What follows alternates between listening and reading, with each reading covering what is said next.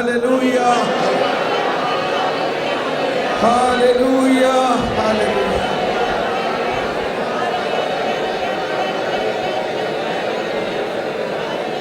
Price the Lord. നമുക്കിരിക്കാം. ഒരല്പസമയം പെട്ടെന്ന് എന്തെങ്കിലും ഈ കേട്ട കാര്യങ്ങളിൽ നിങ്ങളെ ആഴമായ എന്തെങ്കിലും സ്പർശിച്ചോ? അതോ ഇങ്ങനെ തലയുടെ മുകളിലൂടെ ഇവിടെ വരും, മാസത്തിലൊരിക്കൽ വരും, ഇങ്ങനെ കേട്ടു, എന്തോരം കേട്ടേക്കും. തോമസ് പോളിപ്പോൾ ഒന്ന് പറഞ്ഞു, വേറൊരാൾ വേറൊന്ന് പറഞ്ഞു, എന്തോരം നാളായിട്ട് ഇത് കേൾക്കണം, ഇനിയും കേൾക്കും. അതോ എന്തെങ്കിലും ഉള്ളിലേക്ക് കടന്നു സ്വീകരിക്കാൻ പറ്റുന്നുണ്ടോ? എന്തെങ്കിലും ഒരു പുതിയ ബോധ്യം കിട്ടിയോ? എന്താ അത്? അടുത്തിരിക്കുന്ന ആളോടൊന്ന് പറഞ്ഞേ. നിങ്ങൾക്ക് ഇന്ന് ഈ ക്ലാസ്സുകളിലൂടെ എന്താണ് പുതിയ ബോധ്യം കിട്ടിയതെന്ന് ആദ്യം അടുത്തിരിക്കുന്ന ആളോട് പറയുക.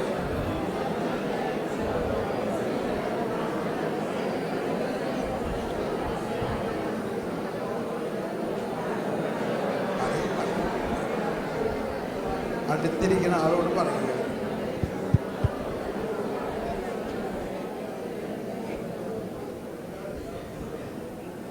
പറയും. ചിലവരിങ്ങനെ എന്നെ നോക്കിയിരിക്കണ എന്താ? അടുത്തിരിക്കുന്ന ആളെ നോക്കി പറയും.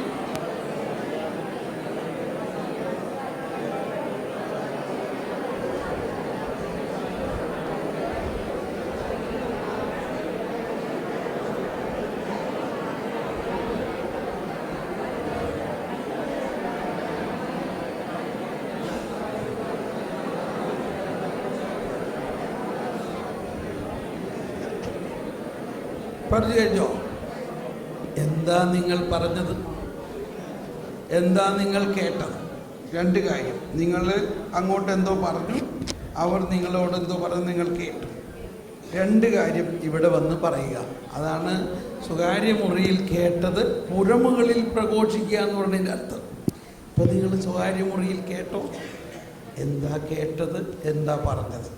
നിങ്ങളൊരു കാര്യം അങ്ങോട്ട് പറഞ്ഞു, നിങ്ങളൊരു കാര്യം അവർ പറഞ്ഞത് കേട്ടു. അതിൻ്റെ കൂടെ വേറൊരു കാര്യം കൂടി ചേർത്താൽ 3 സെൻറ്റൻസിൽ ഒരു സാക്ഷ്യം. വേറെ ഒന്നും പറയരുത്. ഇപ്പം കേട്ടതിൽ എന്താണ് നിങ്ങളെ സ്പർശിച്ചത്?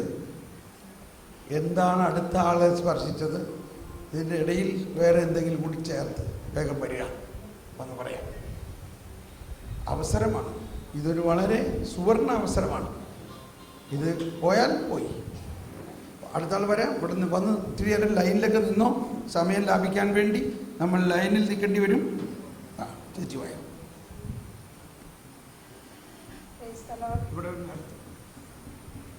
Price the Lord.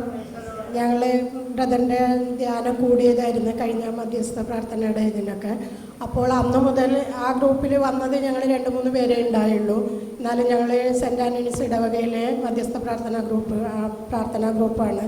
അവിടുന്ന് ഞങ്ങൾ കർത്താവിനോട് എപ്പോഴും പ്രാർത്ഥിക്കുമായിരുന്നു, ഇതുപോലെ പരിശുദ്ധാത്മാവ് ഞങ്ങളുടെ ആ പ്രാർത്ഥനാ ഗ്രൂപ്പിനെ നയിക്കണമേ എന്ന്.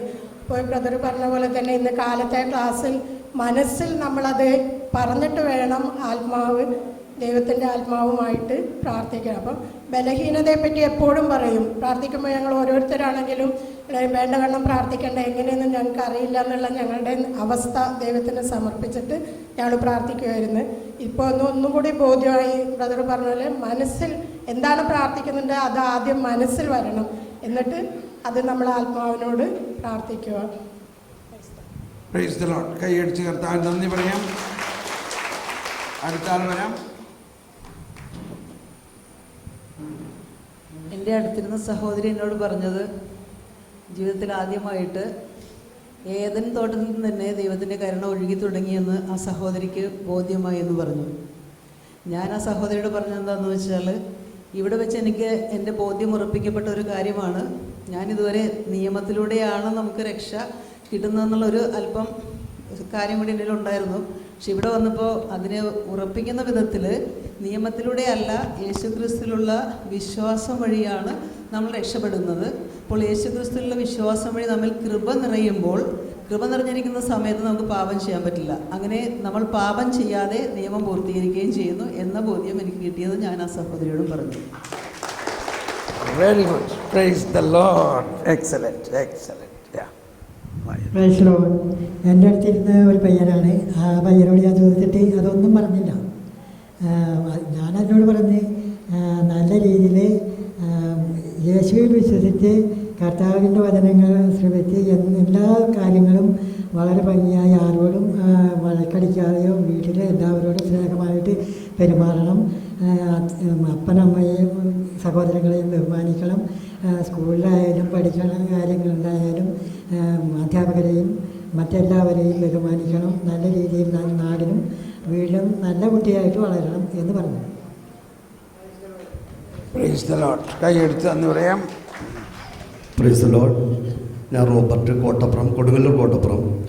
പ്രിയമുള്ളവരെ, ഈ ക്ലാസ് ഇന്നത്തെ വൺ ഡേ പ്രോഗ്രാമിനെ പറ്റി കേട്ടപ്പോൾ തന്നെ തോമസ് ബ്രദറിൻ്റെ ധ്യാനം നേരത്തെ കൂടിയതിൻ്റെ ഫലമായിട്ട് തന്നെ എന്തെങ്കിലും ദൈവിക രഹസ്യം വെളിപ്പെട്ട് കിട്ടും എന്നുള്ളൊരു ബോധ്യം ഉണ്ടായിരുന്നു അതിന് തന്നെ.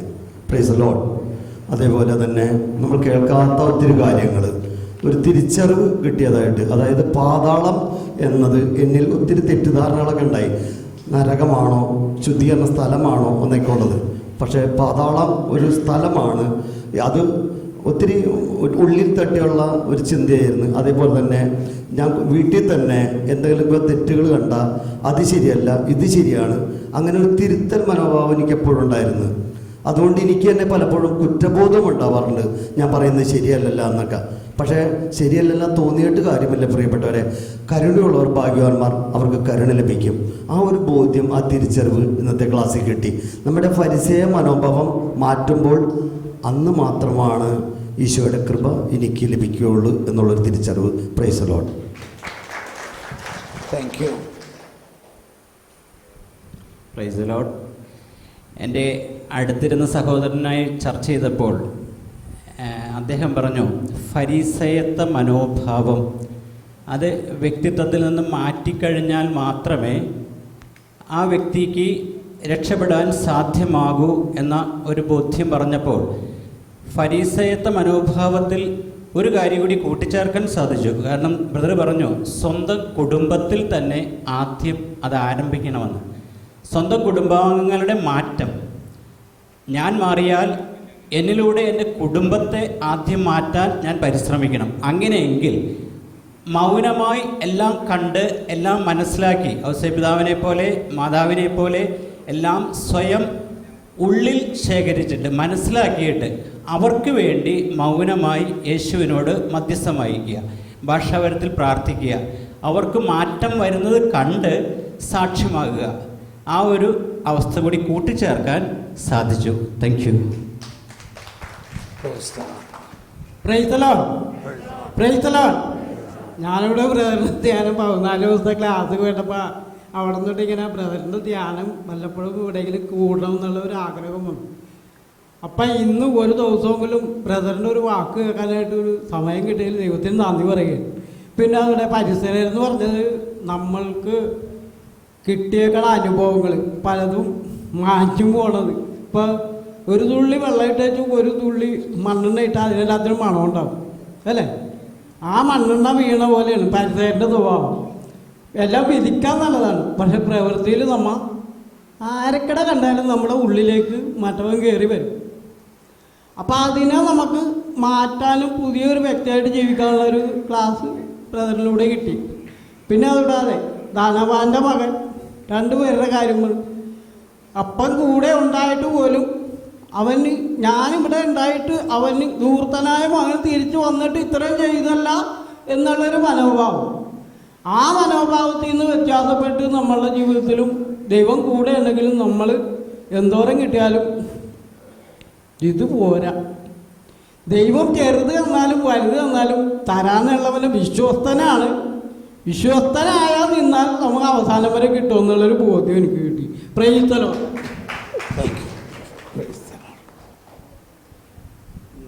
നമ്മളിൽ പലരും വലിയ ദുഃഖവുമായിട്ടായിരിക്കും വന്നിരിക്കുന്നത്. നമ്മുടെ ഇവിടെ ഇന്ന് ഒരു വ്യക്തി ഇരിപ്പുണ്ട്. ആ വ്യക്തിയുടെ ഷീബ എന്നാണ് പേര്. ഷീബയുടെ മകൻ മരിച്ചിട്ട് ഇന്ന് 3 മാസം തികയുന്ന ദിവസമാണ്. ഷീബ പെട്ടെന്ന് വന്നിട്ട് ഷീബയുടെ ഒരു കൊച്ചനുഭവം വളരെ പെട്ടെന്ന് പറയുന്നതായിരിക്കും.